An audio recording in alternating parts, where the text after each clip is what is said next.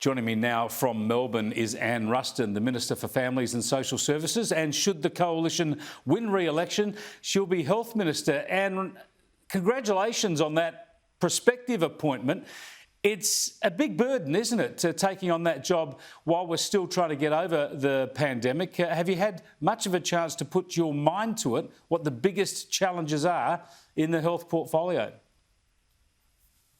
Well, of course, it's an amazing honour should the public of Australia give us the honour of re-electing us on the 21st of May for another 3 years to actually be able to have the opportunity to be the Health and Aged Care Minister.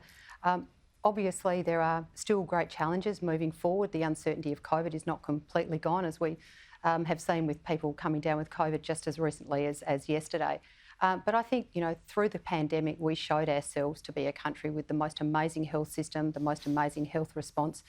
Tens of thousands of Australians' lives have been saved by our amazing health system and our amazing health response. So I think if I am lucky enough to become the next health minister, I think I'm being handed health in a very good state. But obviously there's much more work to do because we need to continue to evolve our health system so it's fit for purpose and it's delivering for the needs of Australians who rely so heavily on our health system.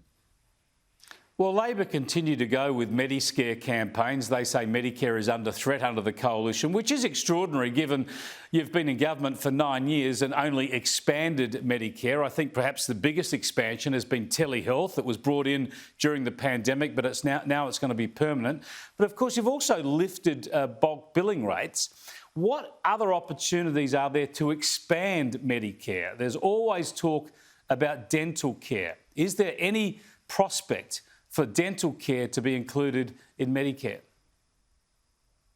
Well, look, as you rightly point out, that year on year we've expanded Medicare since we came into government. If you have a look at the next 4 years of the budget, every year we see increases of Medicare. The final year of the Labor government back in 2012-13, $19 billion was invested into Medicare. This year coming, it'll be $31.4 billion invested, and in that time we've guaranteed Medicare in legislation. So, there is absolutely no doubt that our track record of making an absolute commitment to Medicare is unquestionable. But going forward, I really look forward to working with Greg Hunt over the next 4 weeks to get my head around, many of the issues going forward with healthcare. But right now, he's still the health minister, and he's the one who's still in charge of health policy. But I'm very open to speaking to the sector about all the opportunities to make sure that we've got the best health system in the world, so that we can support Australians, because we know that Australians are really proud of their health system, but they rely on it very heavily. Yes, but we know how debilitating dental pain and dental problems can be. We know this would be expensive, but is there any consideration of looking to expand the way Medicare can look after basic dental needs? Well, look, as I said, I'm not the health minister at the moment. Greg still remains the health minister, and I've got a lot to learn about future policies. And I'm still the Minister for Families and Social Services and the Minister for Women's Safety, and that will be my portfolio roles during this caretaker period of the election campaign. But as I said, I'm absolutely open to be discussing with all of the sectors that make up our amazing health sector about ways that we can support Australians.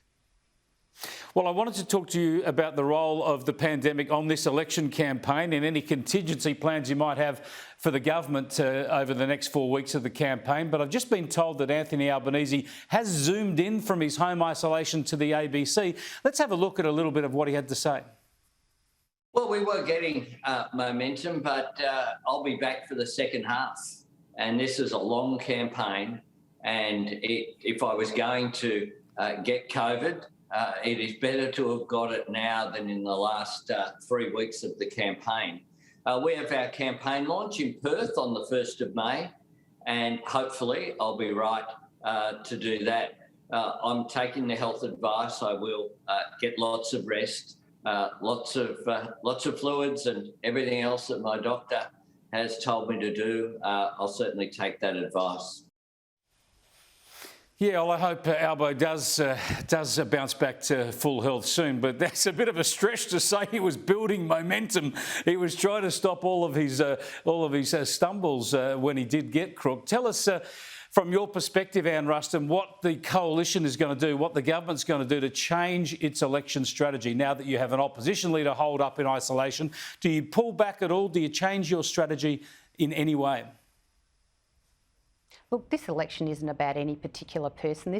Election is about the plan that we have and the lack of plan that they have for a strong economy. Because as you rightly point out in your show, Chris, a strong economy means that we've got a strong future, but it also affords us the opportunity to be able to provide those essential services that Australians rely on. So we will be continuing over the coming weeks and over the next week to make sure that we continue to talk to Australians about the plan that we have for a strong economy and a strong future, talk to them about the things that are important to them, and to make sure that we're telling them about the clear choice that they've got to make on the 21st of May, a choice between a strong economy, a strong government, and I believe a weak leader.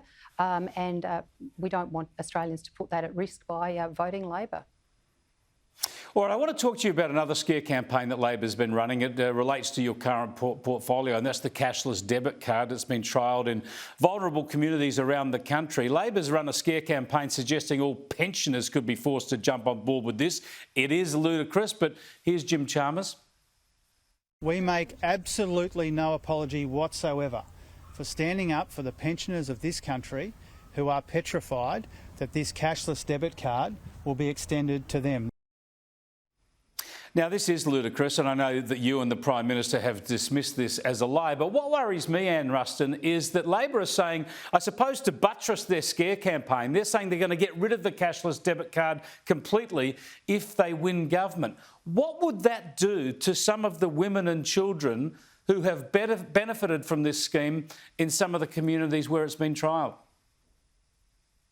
Well, Chris, what I'd like to know is in making their decision that they're going to scrap income management, which is the cashless debit card and the basics card, have they gone out and consulted with those communities that asked for this intervention and this card to be put in the first place?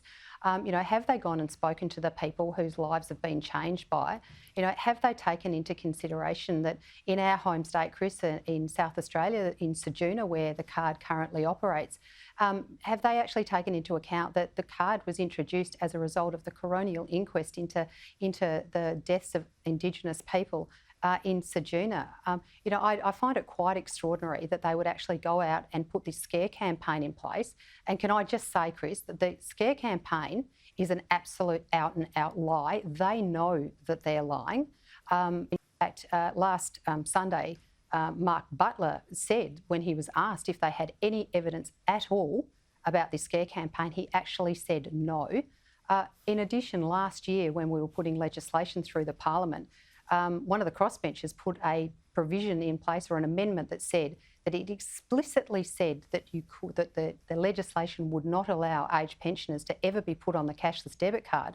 We voted for that amendment. The Labor Party voted against it. It is just rank hypocrisy, and the fact that they are scaring older Australians for political end is just disgusting. It is terrible. Thanks so much for joining us, Minister. I appreciate it. Thanks very much, Chris.